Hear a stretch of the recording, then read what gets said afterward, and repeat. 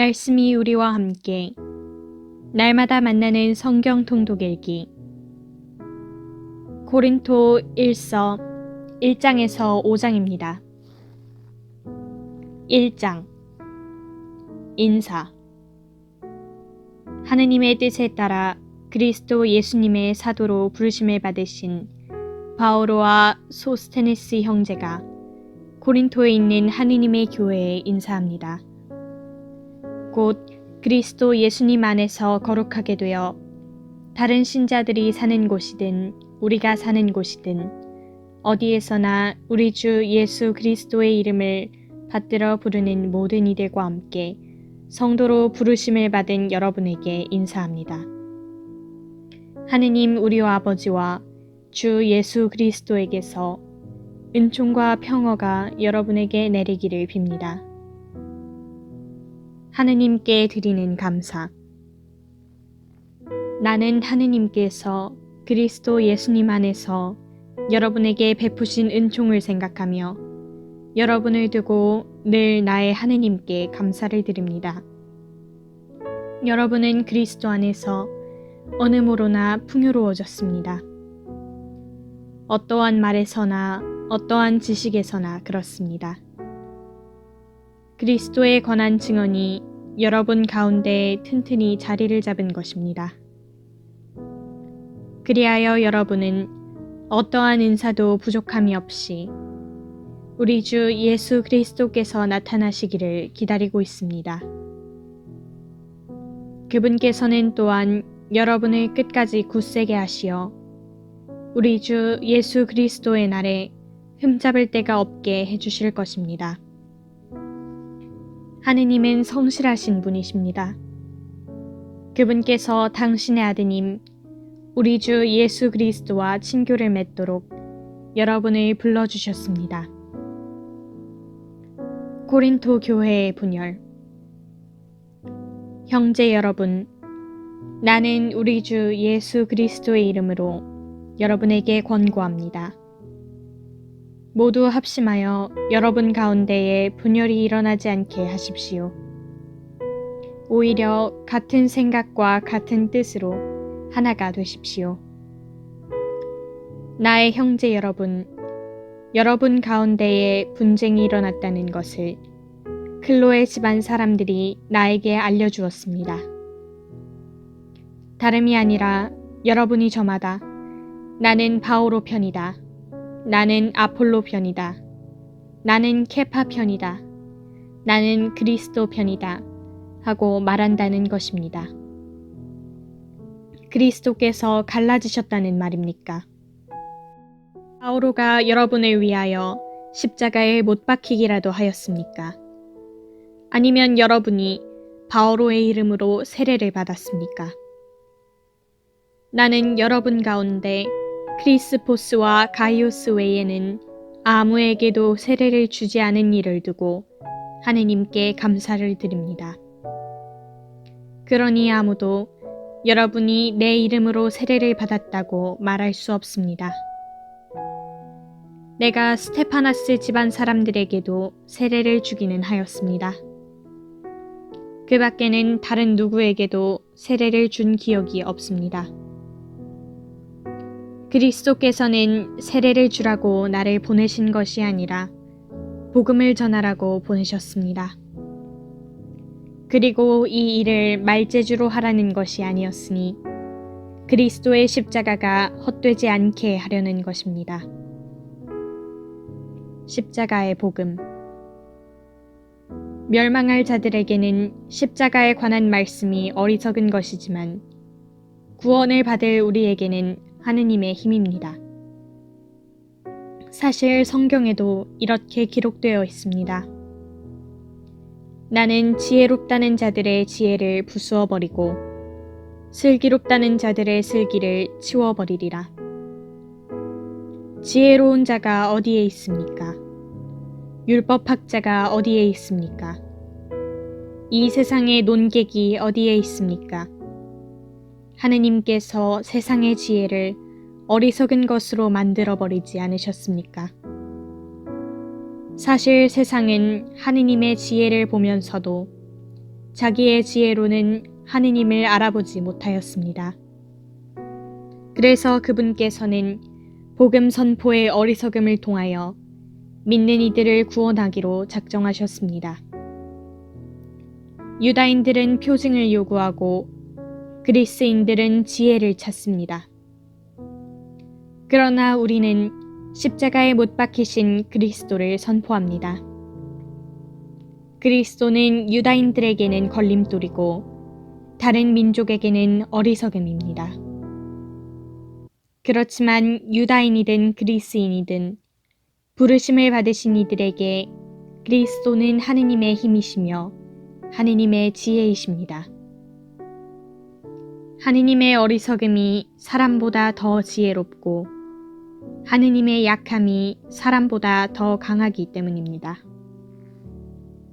형제 여러분, 여러분이 부르심을 받았을 때를 생각해 보십시오.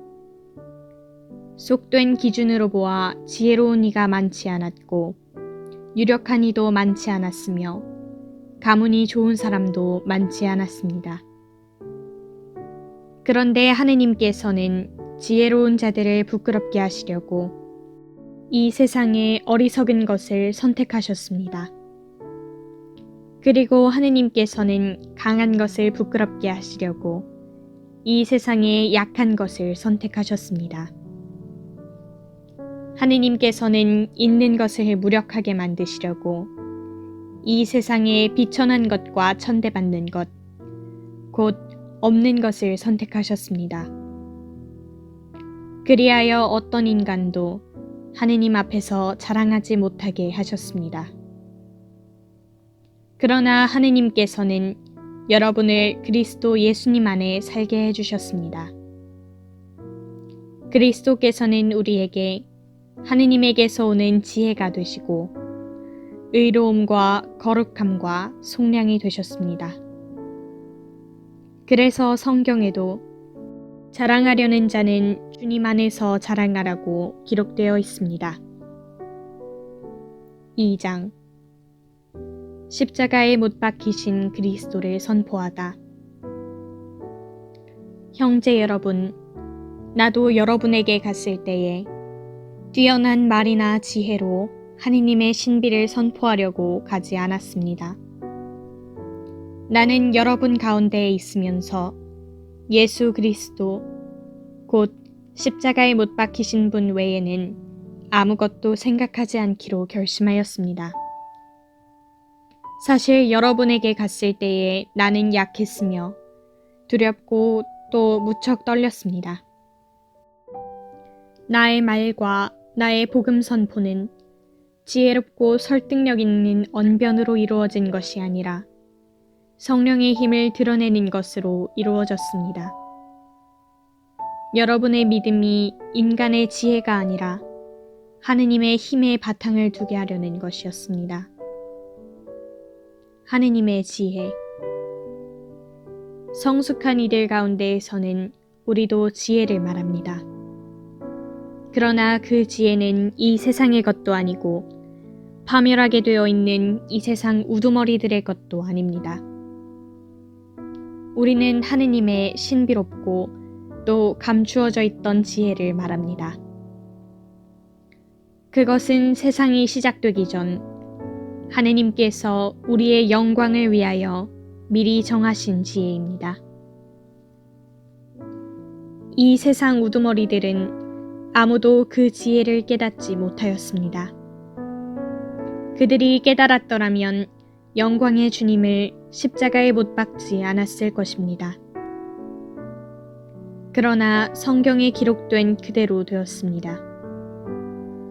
어떠한 눈도 본 적이 없고 어떠한 귀도 들은 적이 없으며 사람의 마음에도 떠오른 적이 없는 것들을 하느님께서는 당신을 사랑하는 이들을 위하여 마련해 두셨다. 하느님께서는 성령을 통하여 그것들을 바로 우리에게 계시해 주셨습니다. 성령께서는 모든 것을 그리고 하느님의 깊은 비밀까지도 통찰하십니다. 그 사람 속에 있는 영이 아니고서야 어떤 사람이 그 사람의 생각을 알 수 있겠습니까? 마찬가지로 하느님의 영이 아니고서는 아무도 하느님의 생각을 깨닫지 못합니다. 우리는 세상의 영이 아니라 하느님에게서 오시는 영을 받았습니다. 그래서 하느님께서 우리에게 주신 선물을 알아보게 되었습니다. 우리는 이 선물에 관하여 인간의 지혜가 가르쳐 준 것이 아니라 성령께서 가르쳐 주신 말로 이야기합니다. 영적인 것을 영적인 표현으로 설명하는 것입니다. 그러나 현세적 인간은 하느님의 영에게서 오는 것을 받아들이지 않습니다. 그러한 사람에게는 그것이 어리석음이기 때문입니다. 그것은 영적으로만 판단할 수 있기에 그러한 사람은 그것을 깨닫지 못합니다. 영적인 사람은 모든 것을 판단할 수 있지만 그 자신은 아무에게도 판단받지 않습니다. 누가 주님의 마음을 알아 그분을 가르칠 수 있겠습니까? 그러나 우리는 그리스도의 마음을 지니고 있습니다. 3장 복음 선포자의 역할. 형제 여러분, 여러분에게 이야기할 때 나는 여러분을 영적이 아니라 육적인 사람, 곧 그리스도 안에서는 어린아이와 같은 사람으로 대할 수밖에 없었습니다. 나는 여러분에게 젖만 먹였을 뿐 단단한 음식은 먹이지 않았습니다. 여러분이 그것을 받아들일 수 없었기 때문입니다. 사실은 지금도 받아들이지 못합니다. 여러분은 아직도 육적인 사람입니다. 여러분 가운데에서 시기와 싸움이 일고 있는데 여러분을 육적인 사람이 아니라고, 인간의 방식대로 살아가는 사람이 아니라고 할 수 있습니까? 어떤 이는 나는 바오로 편이다 하고 어떤 이는 나는 아폴로 편이다 하고 있으니 여러분을 속된 사람이 아니라고 할 수 있습니까? 도대체 아폴로가 무엇입니까? 바오로가 무엇입니까? 아폴로와 나는 주님께서 우리 각자에게 정해주신 대로 여러분을 믿음으로 이끈 일꾼을 따름입니다. 나는 심고 아폴로는 물을 주었습니다. 그러나 자라게 하신 분은 하느님이십니다. 그러니 심는 이나 물을 주는 이는 아무것도 아닙니다. 오로지 자라게 하시는 하느님만이 중요합니다. 심는 이나 물을 주는 이나 같은 일을 하여 저마다 수고한 만큼 자기 삭을 받을 뿐입니다. 우리는 하느님의 협력자고 여러분은 하느님의 밭이며 하느님의 건물입니다. 나는 하느님께서 베푸신 은총에 따라 지혜로운 건축가로서 기초를 놓았고 다른 사람은 집을 짓고 있습니다. 그러나 어떻게 집을 지을지 저마다 잘 살펴야 합니다. 아무도 이미 놓인 기초 외에 다른 기초를 놓을 수 없기 때문입니다. 그 기초는 예수 그리스도이십니다. 그 기초 위에 어떤 이가 금이나 은이나 보석이나 나무나 풀이나 짚으로 집을 짓는다면 심판날에 모든 것이 드러나기 때문에 저마다 한 일도 명백해질 것입니다. 그날은 불로 나타날 것입니다. 그리고 저마다 한 일이 어떤 것인지 그 불이 가려낼 것입니다. 어떤 이가 그 기초 위에 지은 건물이 그대로 남으면 그는 삭을 받게 되고 어떤 이가 그 기초 위에 지은 건물이 타버리면 그는 손해를 입게 됩니다. 그 자신은 구원을 받겠지만 불 속에서 겨우 목숨을 건지듯 할 것입니다. 여러분이 하느님의 성전이고 하느님의 영께서 여러분 안에 계시다는 사실을 여러분은 모릅니까? 누구든지 하느님의 성전을 파괴하면 하느님께서도 그 자를 파멸시키실 것입니다. 하느님의 성전은 거룩하기 때문입니다. 여러분이 바로 하느님의 성전입니다. 아무도 자신을 속여서는 안 됩니다. 여러분 가운데 자기가 이 세상에서 지혜로운이라고 생각하는 사람이 있으면 그가 지혜롭게 되기 위해서는 어리석은 이가 되어야 합니다. 이 세상의 지혜가 하느님께는 어리석음이기 때문입니다. 성경에 이렇게 기록되어 있습니다. 그분께서는 지혜롭다는 자들을 그들의 꾀로 붙잡으신다. 또 이렇게 기록되어 있습니다. 주님께서는 지혜롭다는 자들의 생각을 아신다. 그것이 허황됨을 아신다. 그러므로 아무도 인간을 두고 자랑해서는 안 됩니다. 사실 모든 것이 다 여러분의 것입니다. 바오로도 아폴로도 케파도 세상도 생명도 죽음도 현재도 미래도 다 여러분의 것입니다. 그리고 여러분은 그리스도의 것이고 그리스도는 하느님의 것입니다. 4장 그리스도의 사도 그러므로 누구든지 우리를 그리스도의 시종으로 하느님의 신비를 맡은 관리인으로 생각해야 합니다. 무릇 관리인에게 요구되는 바는 그가 성실한 사람으로 드러나는 것입니다. 그러나 내가 여러분에게 심판을 받든지 세상 법정에서 심판을 받든지 나에게는 조금도 문제가 되지 않습니다. 나도 나 자신을 심판하지 않습니다. 나는 잘못한 것이 없음을 압니다. 그렇다고 내가 무죄 선고를 받았다는 말은 아닙니다. 나를 심판하시는 분은 주님이십니다. 그러므로 주님께서 오실 때까지 미리 심판하지 마십시오. 그분께서 어둠 속에 숨겨진 것을 밝히시고 마음속 생각을 드러내실 것입니다. 그때에 저마다 하느님께 칭찬을 받을 것입니다. 형제 여러분, 나는 여러분을 위하여 이 모든 것을 나 자신과 아폴로에게 적용시켜 이야기하였습니다.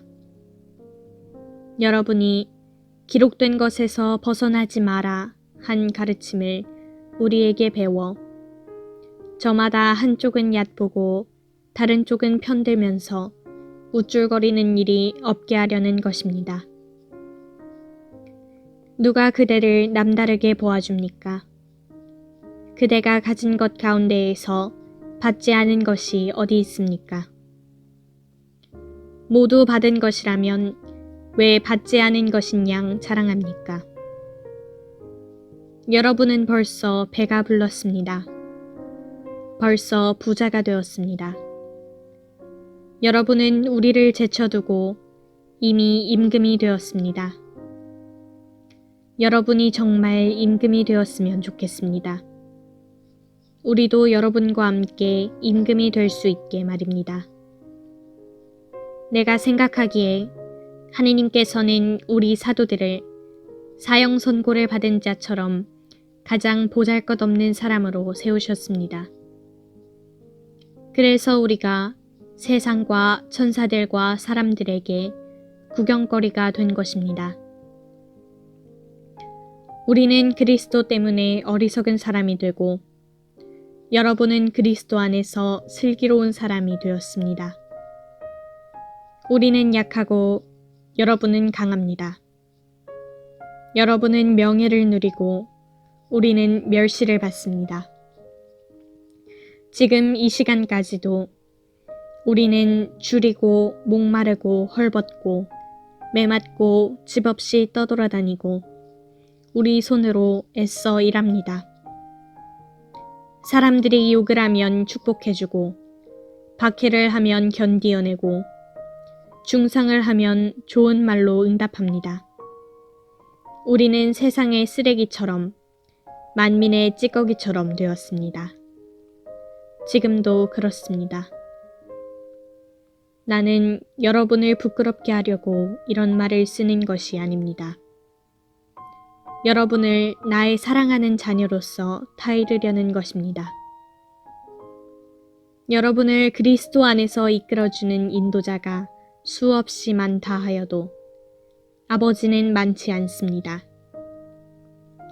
그리스도 예수님 안에서 내가 복음을 통하여 여러분의 아버지가 되었습니다. 그래서 내가 여러분에게 권고합니다. 나를 본받는 사람이 되십시오. 이러한 연유로 내가 티모테오를 여러분에게 보냈습니다. 그는 내가 주님 안에서 사랑하는 나의 성실한 아들입니다. 내가 어디에 가든지 모든 교회에서 가르치는 그대로 그리스도 예수님 안에서 지켜야 하는 나의 원칙들을 그가 여러분에게 상기시켜 줄 것입니다. 그런데 어떤 이들은 내가 여러분에게 가지 않을 것으로 여겨 우쭐거리고 있습니다. 주님께서 원하시면 나는 여러분에게 곧 갈 것입니다.